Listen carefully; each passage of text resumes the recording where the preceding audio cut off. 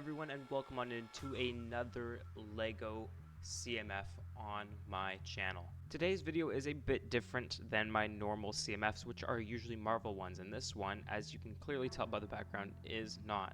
This is my LEGO Icons CMF series. Now, for this series, I chose 12 different characters from big movie franchises and decided to turn them into LEGO minifigures. So without further ado, let's get on into the first figure, which is, of course, John Wick. Now, this is just the basic version of John Wick I chose, not really based off of any of the specific movies. However, I did give him the dog from the John Wick Chapter 4. For him, I gave him an all-new piece, which is the silenced pistol right there in his hand, and he just uses some basic parts, being the Kylo Ren hair in the black, as well as I also gave him an all-new face print, as well as torso printing, with the printing going down into the hips. Next up is one of the biggest movies of this year being 2023. We have up next, of course, Oppenheimer. Now, I wanted to do this figure just because of how good the movie was when I went to go watch it, and honestly, turned into LEGO, this minifigure looks really, really good. For his accessories, I gave him a ballpoint pen as well as a briefcase, just showing how he is always on the move and how he's always jotting down his ideas. I also gave him the Indiana Jones new hat and hairpiece there in the dark brown and the new brown tone. I also gave him all new face printing, torso printing, as well as leg printing, with the torso printing carrying down into the legs there. Speaking of Indiana Jones, I also wanted to do a version of him from his newest movie, which is the Dial of Destiny. So here you have old Indiana Jones with, of course, the Dial of Destiny, which is an all new piece there with all new printing on the front, as you can see. I used a bunch of pre-existing Indiana Jones parts, as I think that they don't really need updating. I gave him his iconic whip as well as his sash, and of course I gave him an all new colored hat with his hair underneath there, which is just the Indiana Jones hair and hat combo, just in a different color. Up next, we have a show from Netflix, which of course is Titans, and for Titans I chose Robin, probably the most prominent character in the series. For this version of Robin, I gave him an all-new hairpiece, as well as I gave him the classic staff in black. I gave him the Batman belt in yellow, as well as I gave him an all-new cape, which is black on the outside and yellow on the inside. He comes with dual molded arms, as well as an all-new face and torso print. Up next, we have a character from another large movie that came out this year, which of course is Barbie. For Barbie, I gave her an all-new hairpiece as well as an all-new toast piece, if you remember from the beginning of the movie, as well as you can see on the right there, I also gave her her neon yellow roller skates there. For her outfit, I chose the outfit from the beginning of the movie where she wears this pink plaid dress. I tried to incorporate the matching colors onto the skirt there, but it did not work.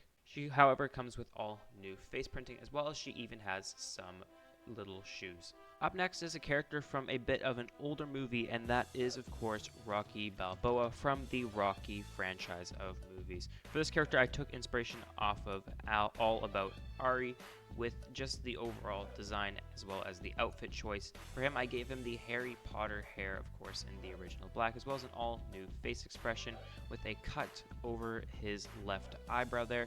I gave him the classic shirtless body, as I think that fits perfect, and I also gave him all new leg printing. I decided to not give him any accessories other than his boxing gloves, as he wouldn't really be able to hold anything that I would give him. Up next, we have a character from a bigger franchise, and the 10th movie came out this year, and that, of course, is Dominic Toretto from the Fast and Furious franchise. Now, they already do have a Fast and Furious Dominic Toretto character in LEGO, so I just decided to make an updated version of it, with this one having the black gloves as well as his iconic necklace there with the cross. As well as for an accessory, I gave him a steering wheel as well as a bit of apple juice.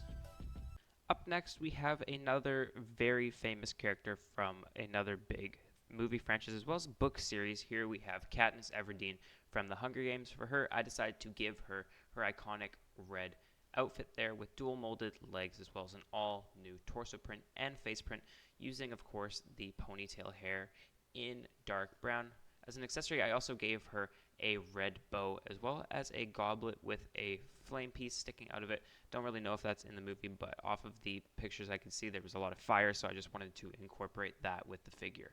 Next is kind of a filler option in this series and kind of an odd character that I really didn't realize didn't really fit into the series until the end, but I kind of wanted to include him just because of how good the show is. Next up, we have young Sheldon, or Sheldon Cooper. For him, I gave him an all-new face print as well as torso printing, which is a blue plaid shirt. I gave him mid-legs in navy blue, as well as a book and a dark red bow tie. I also used the Obi-Wan slicked to the side hairpiece in dark brown.